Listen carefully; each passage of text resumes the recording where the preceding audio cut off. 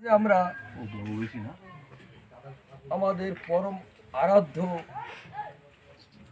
একজন মানুষ, আমার পরম পূজনীয় একজন মানুষ শ্রীমৎ গোপাল সাধুর উত্তরস্বরী, সেই সঙ্গে যুক্ত আছে পাতিবুনিয়া লালচাঁদ গোসাইয়ের উত্তরস্বরীগণ আর মতো মহাসংঘের অনুরাগী ভক্তবৃন্দ আমাদের মাঝে উপস্থিত হয়েছে।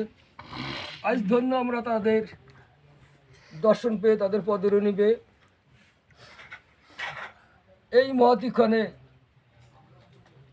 সন্ধ্যা থেকে হরি নাম সংকীর্তন এখনও চলমান ছিল।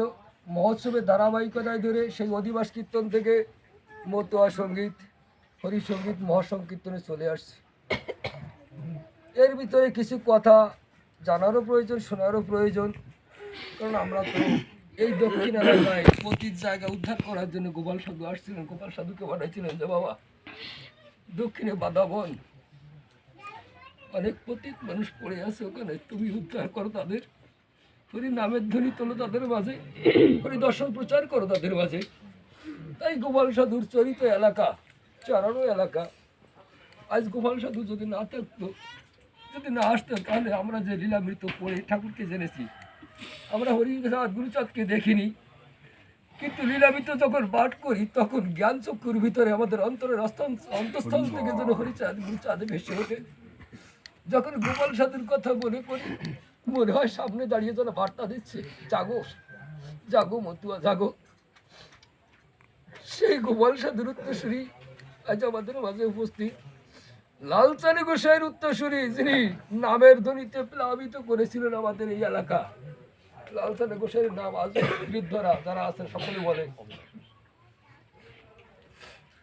আর আমাদের এই এলাকায় অবিলাস গোসাই, নটবর গোসাই, যাদের নাম আজও গুরুচাঁদ চরিত্রের পাতায় পাওয়া যায়। সুন্দর মহলে বসন্ত গোসাই, এমনি মহতি মানুষ এই সুন্দর মহল গ্রামে ছিলেন।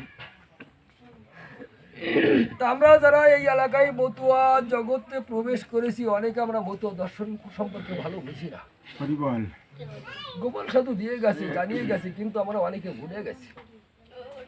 কারণ হরিধন প্রাপ্ত হলে তাহলে কি হয় না, স্বভাব দোষে সকল গোছে যদি না গোছে স্বভাব।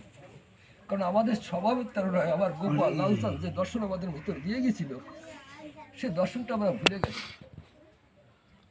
তাই সেই দর্শনের পুনরাবৃত্তি আবার আমাদের স্মরণ করার জন্য সেই